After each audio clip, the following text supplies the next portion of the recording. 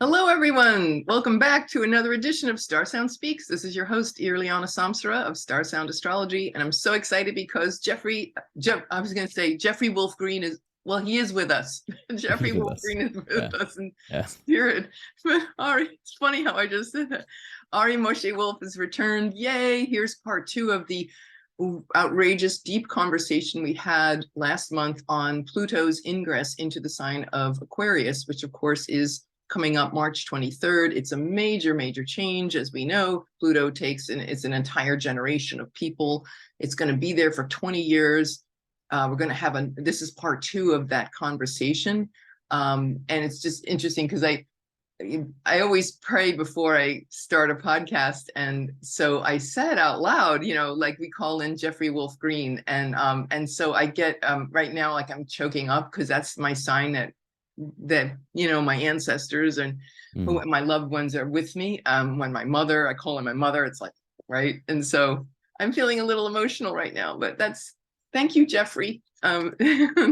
Anyway, thank you. Welcome back, Ari. And just so for us to properly introduce you, for those of you who may not know Ari, well, you've probably seen him on Astrology Hub and the panels and the summits. He is an evolutionary astrologer trained in the tradition of Jeffrey Wolfe Green. And I love how you say this, Ari. You said, yes, you're trained in the tradition of the evolutionary astrology as put out by Jeffrey Wolfe Green, but continually expressing this is an ongoing, as we said in journalism, when I used to work in journalism, this is an ongoing story, or this is and so as all astrology is, but continually expressing through ongoing realization. So welcome back. Yay. I also want to say too that there is a wonderful course that Ari is offering, and I'll put the link below. This is his heart, and it begins February 19th, and it's his Heart and Soul-Centered Astrology training program. There's 2 parts, part 1 and part 2. And it starts in February. Part 1's about 4 months. And then later in the year, part 2. So you can take both of them together or just one at a time.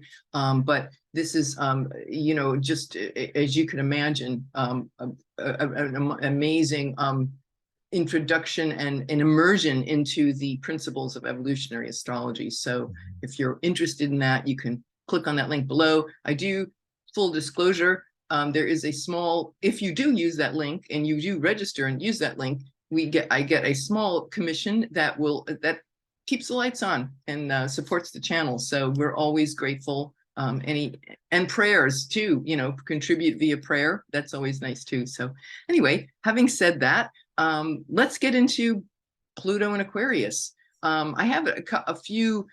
I guess what I want to start with, Ari, is, we've just kind of give some context for this movement from a Capricorn into Aquarius. So we had 15 years of Pluto in Capricorn.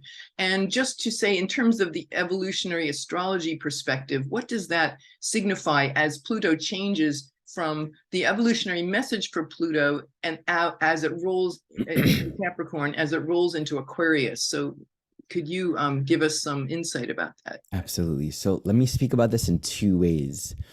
First, let's recognize it's very transitional right now. Pluto is going to be moving back and forth between Capricorn and Aquarius until I think the end of 2024. So the phase that we're in right now has to be understood as a transitional phase. That's just the first thing to appreciate. And when it comes to any transitional phase, we're hovering between the context, the paradigm that we've been operating within for a while, and we haven't yet tasted or really acclimated to this new paradigm.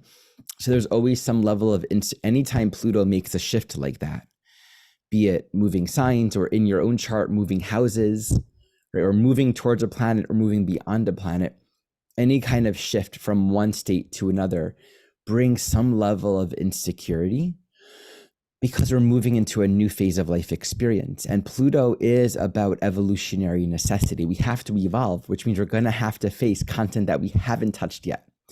We're always pushed beyond what we can understand, because who we are and what is possible, what is within us and what we're growing into by virtue of having not yet grown into it, is always beyond what we understand. So that's one. Two, the specific nature of this transition, we can think of it from the point of view of Capricorn, cardinal Earth, okay, into Aquarius, fixed air. So let's just think of it from that point of view. Right, the elements. Cardinal Earth is initiatory. It's grounding. It's defining and it's affirming what is my role, what is my place in life. The essence of Pluto and Capricorn is really going very deeply and working on the level of all of the constructs and the conditions and the roles that we are so familiar with. So collectively, individually, socially, such essential change in terms of the paradigm within which we're living. What happens in fixed air Aquarius, it's not about what is my role, what is my responsibility, how can I discipline or structure my reality in more useful and conscious ways. It doesn't have anything to do with that. Aquarius is about what is my essential nature, what is my essential individuality. And so the transition from this very earthy Capricorn phase to this very potent airy phase of Aquarius is we need to liberate and free up our minds. We need to free up all the ways in which we've suppressed ourselves through the roles, through the constructs, through the conditions, the family relationship, job structures, relationship to money, relationship to sexuality, relationship to who I am as a citizen, who I am as a human, all the ways in which we become conditioned by crystallized ideas of what's right, who we're supposed to be. The insecurity of this transition is coming into our own soul individuality, who we are prior to all of this conditioning. It then says, how do I do this? How do I navigate all these different realms of human life experience when there's no precedent? Capricorn is precedent. Capricorn is the known. There's no precedent for where I'm going relative to what I've done. This isn't like something I can discipline or develop or grow into. I'm being stretched right now and called to trust who I essentially am before a man, before a woman, before a citizen, before any of the roles or constructs. And now, of course, we're all going to relate to this individually in our own way, but that's the essential nature of this Aquarian energy. And so to complete this thought, the transitional energy here is wanting us to liberate and free ourselves up from all that is known. And often what is known isn't necessarily comfortable, doesn't necessarily feel good, but we enjoy it more in a sense because at least we can hold on to it and grab it. Yeah, it's known. Right. And so what's unknown, maybe it's better, but we don't understand even what that means. We don't even know how to get there. So there is a profound invitation in this evolutionary transition to become very, we can say very concerned with, very interested in just the nature, the state of our own vibration, where there's depression, where there's repression, where there's stress and effort and overwhelm. I think this transitional time, in particular 2023, since we're seeing Pluto really moving back and forth between these cusps, right at will that signify threshold. a time where we're very present to the tension. We're very present to the content that needs to shift, but we don't quite know how to shift it. We haven't quite broken through. So cooperating with the times, with the process itself is an incredibly important thing. So I'll keep that there for now, and I'm sure we'll get to go a little more deeply in a moment. Right. Yeah, I'm thinking of like if somebody's standing at with their toe in like they put their toe into the water, and it's like the water, if a little pond or lake or something, it's like an ocean or a body of water where your toe kind of, it's like that membrane, like that 0 degrees of Aquarius, it's that new sign, and it is a threshold. I love how you explain that. And it's like we're dipping our toe into what that feels like, and it's like, we get a taste of it at 0 degrees. We kind of get the essence of it. And then we will have that Pluto retrograde. So it will, like you said, it's a process, and it doesn't, and we know with Pluto, it doesn't happen overnight. And it is. And I should say too that I've observed very often when a planet moves into a new sign, in particular an outer planet, but then goes back into the old sign, it's almost like that initial ingress is like a fake flash of light. It's big. It's Yeah. very noticeable. It's very palpable.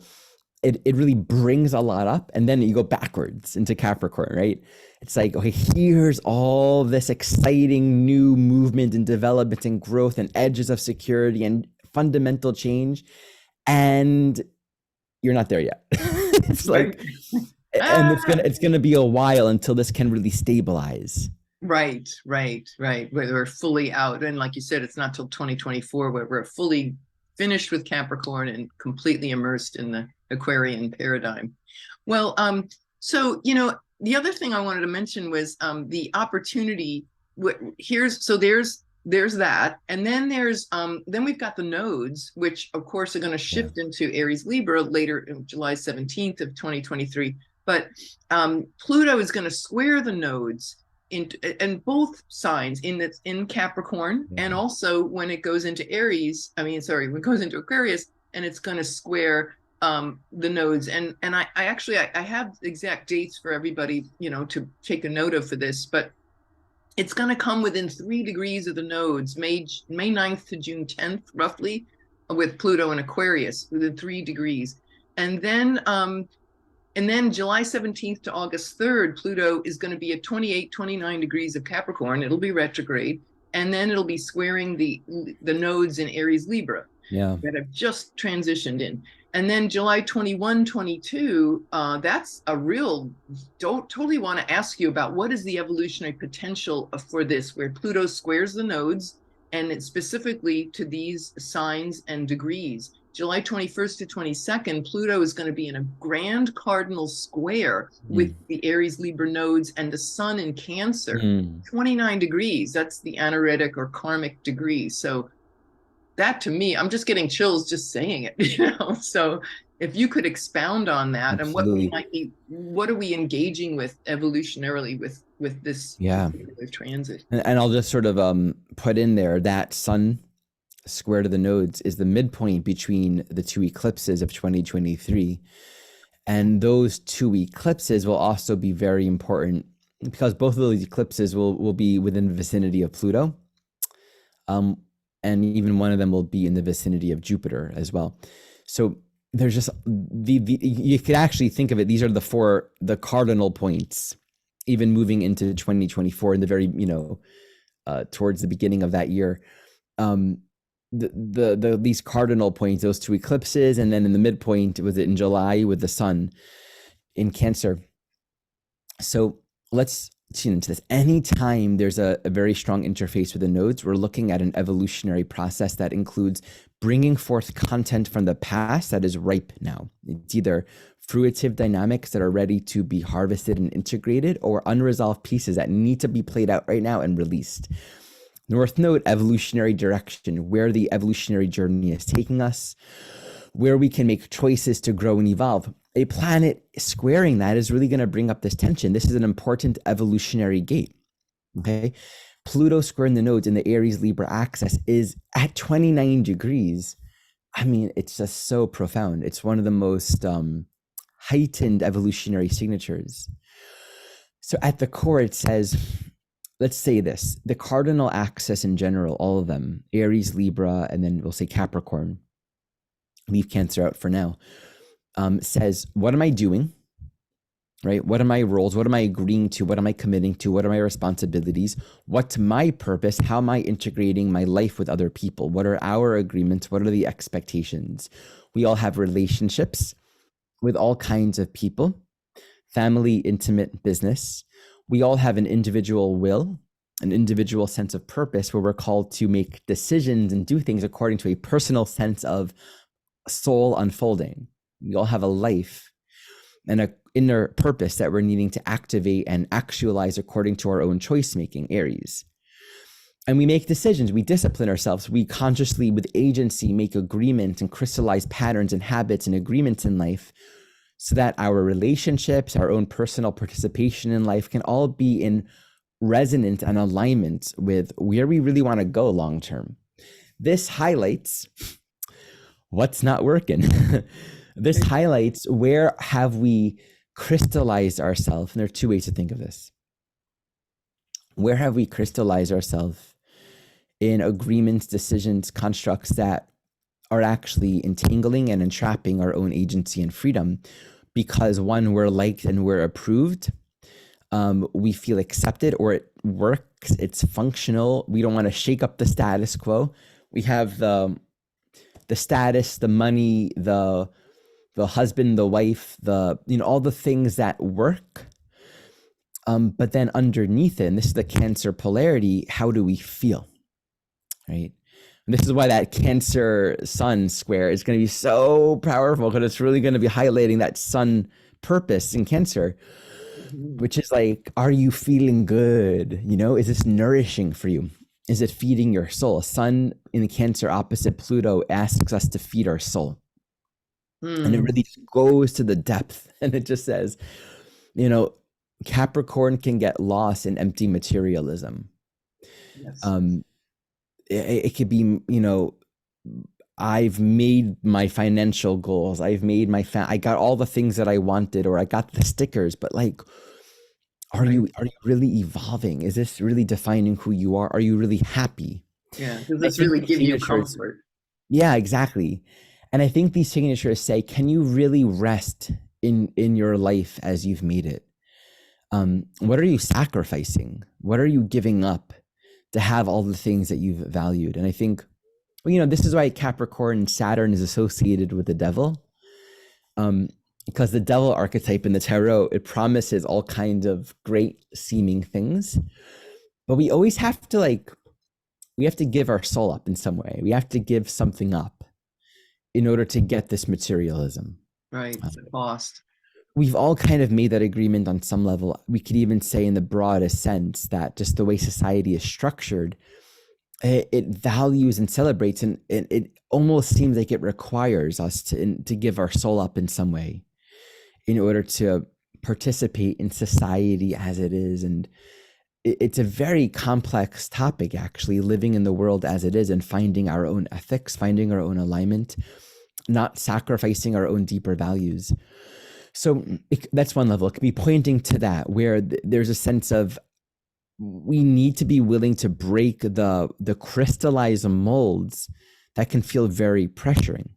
Now, it highlights the nodal axis, Aries and Libra, which can then really highlight this sense of I need my freedom to do what I need to do.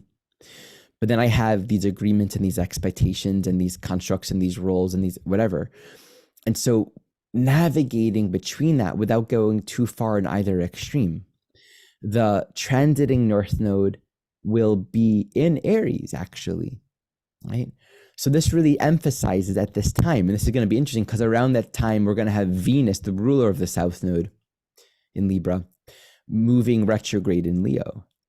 Right. So, yeah. This later part of this year, wow, huge reworking of our relationships.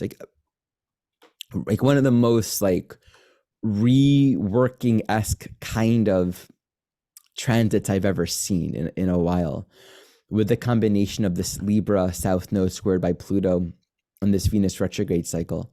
Yes. This is going to be a Venus retrograde for the ages. Yeah, really. I mean, something that everyone's going to be talking about. It's one of those, it's a really profound one.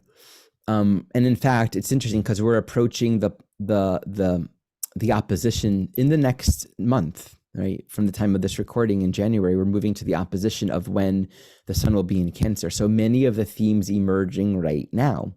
Again, so if you think of the eclipse points as two sides of the year, we're going to have the midpoint between those two eclipse points. And we're approaching, it's like when the nodes are in Libra Aries, it means when the sun's in Cancer and Capricorn, these are the eclipse midpoints. So we're approaching these, right now the nodes are in Scorpio Taurus. So when the sun is at that transition point from cardinal to fixed, basically Capricorn Aquarius, that's where we're going to find ourselves at the mid. So they're just themes for us to be paying attention to over the next month, what's seeding right now. So it does emphasize that deep reworking, and thus the question and the teaching really becomes, how can I allow relationships to be a function of complete choice? How can I Where allow every relationship? relationship in my life is a function of showing up and agreeing to the parameters and the agreement relative to what I'm choosing and capable of and wanting, as opposed to any dimension of sacrifice or compromise that diminishes um, an internal sense of agency of choice. Mm. These are the very important things to look at. Now, if it's the other extreme of that is a quality of irresponsibility and neglecting, because there is a quality with that Capricorn square to Libra of responsibility. Every relationship has its own karmic rules. And if you violate those rules, so to speak, it's going to create an unresolved dynamic within your soul. And it's not going to leave you. It's going to come back to you at some point. It's going to recycle back at some point to be resolved. Right. And tuning into those karmic responsibilities is a matter of really being honest with oneself and honest with one's inner soul reality. And that's very different than being stuck in something and needing to compromise because you don't want to be judged or disapproved of or rejected. And ultimately, when we really understand the roles that come with each, for example, a parent and a child, right? Or let's say any two people where there's a particular soul contract between those two people to play out a certain experience. Underneath and this is a huge, beautiful topic to delve into at another moment, but underneath the form of the relationship, the bodies, the roles, the particular, roles that each person might be playing in this lifetime, at the core is healing, right? And following the particular karmic obligations and intentions for each relationship is an intuitive thing where each soul knows this is a part of the path. There's healing here. And it might be a short-term relationship or a long-term relationship, but following it, listening to it, aligning with it, is a way that we can really understand from within our soul a sense of this is a part of why I'm here in this human life, in this lifetime. And that's very different than what happens often with relationships is we get stuck in these judgments and these crystallized boxes, which actually doesn't allow healing. And so things perpetuate and repeat over and over and over again. So this square is really highlighting what's the purpose of each relationship. Mm. And really, there's a relationship between karmic duty and choice. Like we have to also choose, like what we're choosing consciously out of our own. When we come to a place in our relationships where our agreements come from free will, from agency, from choice, that's where the healing happens. That's where the deeper karmic dynamics are actually healed. Because there's no truth to any spiritual growth where it's like, I have to do this, so I'm going to do it. Like that doesn't, everything has to be I'm choosing this moment. Right. I'm Consciously choosing you. I'm choosing this path. So that's one in a nutshell, this Pluto square to the nodes. And I can just say, this is happening after the ingress back into Capricorn before it goes back into Aquarius. So it's like really bringing up, here are these core cardinal dynamics. What are we doing? Where am I? And it's not just like personal relation. It gets like, what am I doing with my life? You can be, a teacher, a massage therapist, a counselor, all these different roles. And am I resonating with, I just got a great massage yesterday from someone that's been doing this work for 20 years. And it was a great massage. And I just thought about it. I'm like, wow, how easy is it, to be really great at what you do, but to be doing it for 20 years. And people come in and they expect to receive something. I just thought about that, just the question really becomes what's really calling my soul? And that might be hard to listen to if we've been doing something for a long time. We might feel stuck in a particular way of being. The whole world might be expecting something of us. So these I see are that. the themes. Yeah.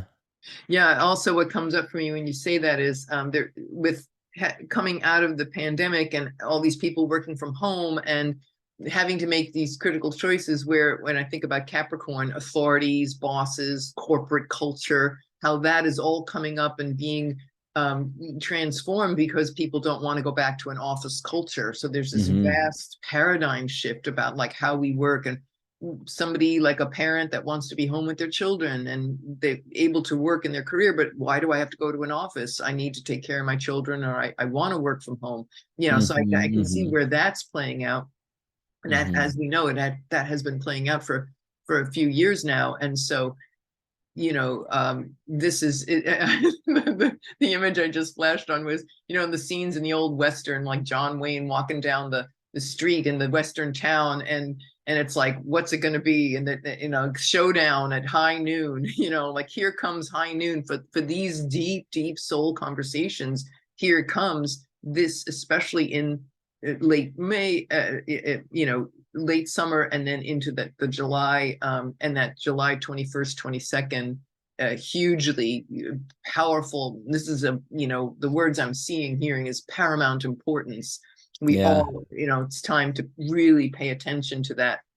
And especially because that the July 21, 22nd one is when Venus, 28 degrees Libra, wow, right there as all that is happening. So it's huge.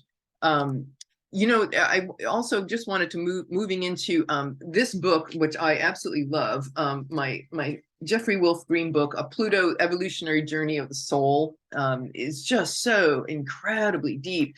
And it's very bookmarked and earmarked, but there's a few things here that jumped out at me, and I'd like to kind of bounce them off of you.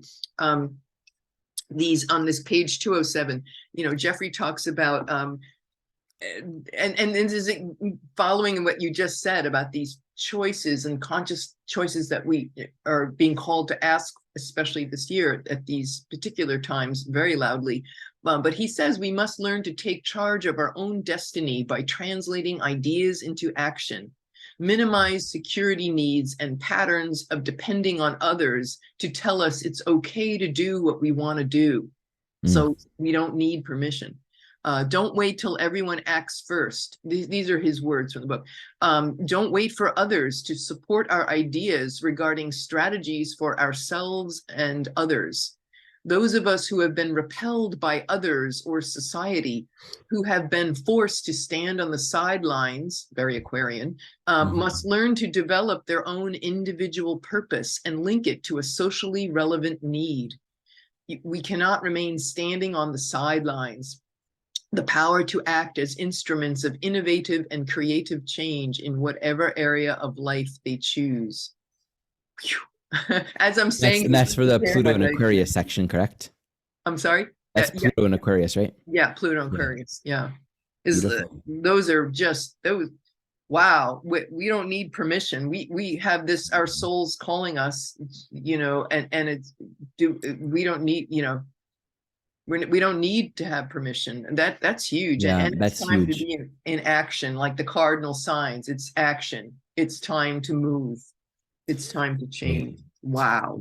Well, this is really the transition that we're moving into. It's like all this internal energy. So what I find is the energy of the soul is more powerful than a nuclear power plant. I mean, it's like the energy that we have within us is massive.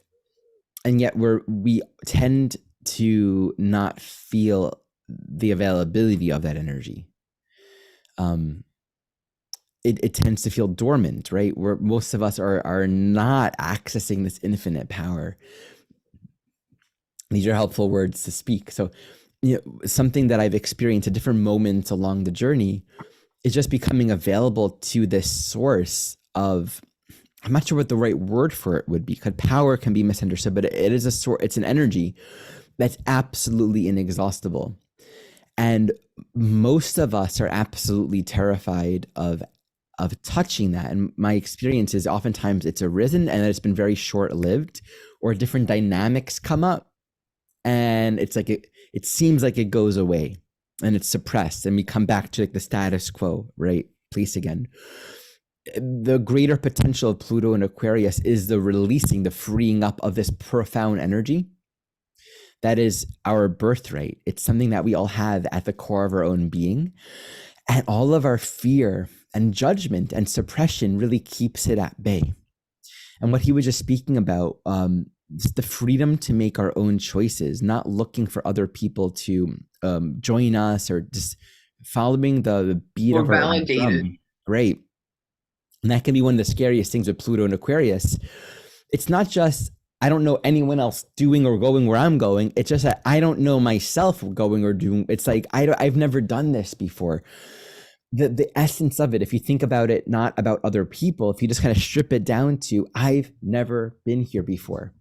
This is so unfamiliar and I have no way to know what's going to happen.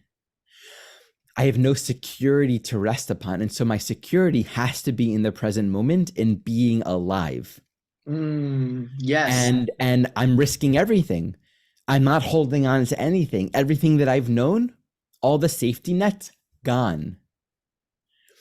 Oof. Right? There has to be this will. And that's, I think, a big piece that we're moving into over the next couple of years. Being pushed to, and I just really want to invite everyone to acknowledge where there's depression or overwhelm or fatigue and stress. And it's because there are core ways of being that we're reworking, that we're healing. And underneath it isn't like, underneath it is just our soul. Underneath it is this profound agency and freedom. And to claim it might mean making the choice to step into it and not looking back. You can't look back and you can't even think about what's going to happen next because that takes away from the moment. You can't ask someone else to validate it. And this is something Jeffrey Wolf Green spoke about with Aquarius energy. You can have these signals coming from the higher self about some kind of potential future or choice point that will happen later on. And we'll get to a point where we'll have to make these choices or these dynamics will come to a head. But we can be receiving these signals for years prior to the actual event. It's because it's all embedded within our soul. Our soul, we are what we are. And there will come a point, and this Aquarian transit really symbolizes that, where for many of us, the invitation will be to step into it completely. And to be willing to let go, and you can't take your grievances with you. You can't take your depression. You can't take your judgment. You can't take all the comparisons. It's not suppressing them. I think that's what the next couple of years are really about, bringing it up. So we know this. It's like the darkness before this, before the light. If we can always remember that when things feel heavy and most unsettling, it's usually before a significant breakthrough. And that's what this time is about.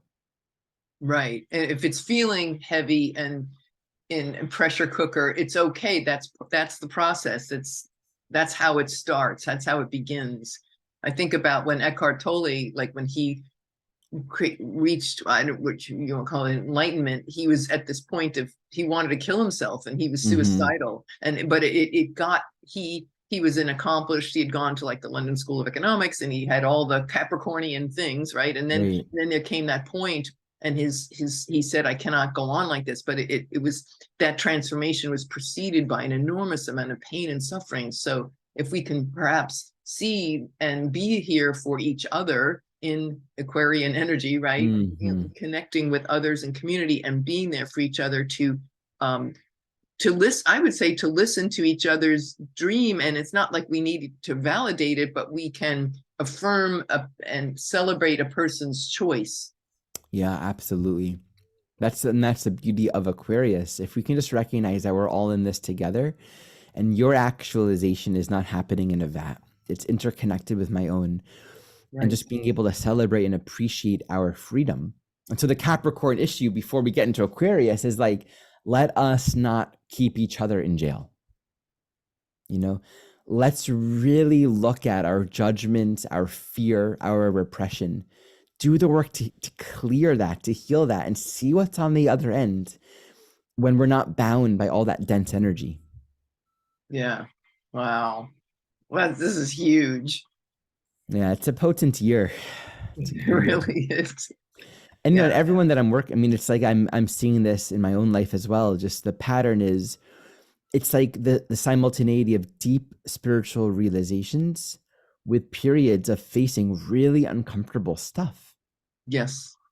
And let us just recognize that the uncomfortable stuff, it's hard to really grasp this in the moment. But everything that arises is what's healing. And so we have that choice when it arises to find some gentleness and compassion. And if we can talk to other people about it, that's at Aries Libra axis in particular. And I'm really speaking towards, you know, as these planets move, as the nodes move later this year in particular, but sharing it, not isolating ourselves, not Sharing. suppressing it and creating like a little isolated world with our own grief. The more we Yeah. can share it and be honest and find a point of care and compassion, the more we allow ourselves the space to just trust it. There's something on the other end of this, and it's calling for our care and our presence right now. Oh And to gosh. offer that to one another always. That's the, Oh, you know, what we give to others, Libra, right, is what we right. understand and teach ourselves that we also deserve. I love that. Oh boy. Yeah, this is an incredible opportunity. Yeah, and I don't know, we've never seen anything like this. This is definitely unknown, but we thanks to this conversation, you know, I feel really excited about this, you know, because it is going on to unknown, but we have each other and listening too. I Mm. love when Jeffrey talks always about Libra and Venus and the concept of listening. And that was always so fascinating to me, that we tying in evolutionary astrology with listening. It just fascinates me. But yeah. Yummy. I'm so glad you were able to be with us today and explain this and kind of get us all prepared for this outrageous you know, choice point, you know, because we're already feeling it. It's been stirring in our hearts for a long time with the Jupiter Saturn Pluto conjunction in 2020 and that great upheaval, and it's like started to break things apart, and now we're at this point and at that threshold, and I'm sure we'll, you know, please let's keep the conversation going between you and I and for everybody, you know, as we move through this. Hopefully, you know, you can come back and we can continue that in a deeper. Wasn't that something else you wanted to talk about for another time? You said, I don't remember exactly but it's something related to this. Yeah, I mean, the whole Libra uh dimension, there's Yeah, so much to speak about in the Venus retrograde. Yeah, there's a lot yeah, going yeah. on And the to Aries delve into. Libra eclipses being in. That's Yeah, right. Yeah. yeah. Yeah, cool. Well, thank you. Thank you so much. I'm so grateful for always your wisdom. It's you're definitely the kind of this is definitely stopping and rewinding, stop and rewind and listen and journal. You know, some of the things that you said here are really, I take deeply into my heart, these pieces, these gems, and so to really reflect on. So I'm so grateful. Yay. Wonderful. Thank you, My big Irlianna. Leo heart says yay. Thanks and love. All right. All right, everybody. Well, this has been another edition of StarSound Speaks, and may we all go fortified strongly with these deep conversations for empowerment and transformation and self-realization, and these jewels that we've been given, and move forward in the most powerful way for the greatest benefit for all of us. Well, like you said, Ari, we're all in this together. Oh, I'm gonna cry. Uh, Yay. you are. You are. Yeah. Thank you. Thank you so much. Really grateful. And all right, everybody. Well, we will see you next time. And this is Irlianna Samsara and Ari Moshe Wolfe, StarSound Speaks, StarSoundastrology.com. Thank you all for listening. Namaste.